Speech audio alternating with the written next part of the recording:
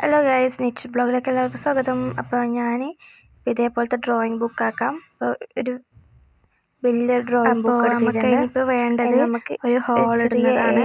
പിന്നെ റിങ്ങും വേണം കേട്ടോ. അപ്പോൾ അതാ റിങ് എടുത്തിട്ടുണ്ട്. പിന്നെ കട്ടിംഗ് ബോർഡ്. ഇപ്പം കട്ടിംഗ് ബോർഡിൽ എനിക്ക് അത്രയും ഉപയോഗിക്കാം കേട്ടോ. ഞാൻ കട്ടിംഗ് ബോർഡാണ്. അപ്പം നമുക്ക് ഓരോരോ പേജ് കീറാം. ഞാൻ നടുക്കുന്നാണ് കീറാൻ പോകുന്നത്. നമുക്ക് ഓരോരോ പേജ് കീറാം. അങ്ങനെ കീറി എടുത്തിട്ടുണ്ട് എല്ലാം. പിന്നെ നമുക്ക് ഒരു ഇങ്ങനെ സൈഡിൽ നിന്നൊരു നടുപ്പേജ് കീറിയല്ലേ, അപ്പോൾ നടുക്കുന്നൊന്ന് കീറിയെടുക്കാം. അപ്പോൾ ഒരു A4 സൈസ് കിട്ടും. അതിനെ നമുക്ക് A5 സൈസ് ആക്കണം. അപ്പോൾ അതിനെ ഒന്നും നടുക്ക് കൂടി ഒരു മടക്ക് വെച്ചിട്ട് ഒരേപോലെ വെച്ചിട്ട് അതും കീറാം.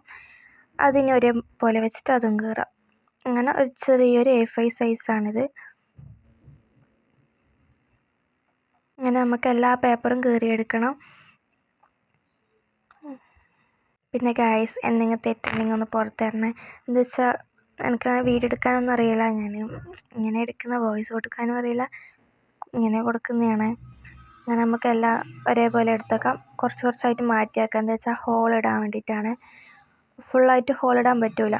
പിന്നെ നമ്മളൊരനുസരിച്ചിട്ട് ഇടാം. അപ്പോൾ ഞാൻ ഓരോരോ സെൻറ്റിമീറ്റർ ആയിട്ട് ഇടുന്നതാണ് കേട്ടോ.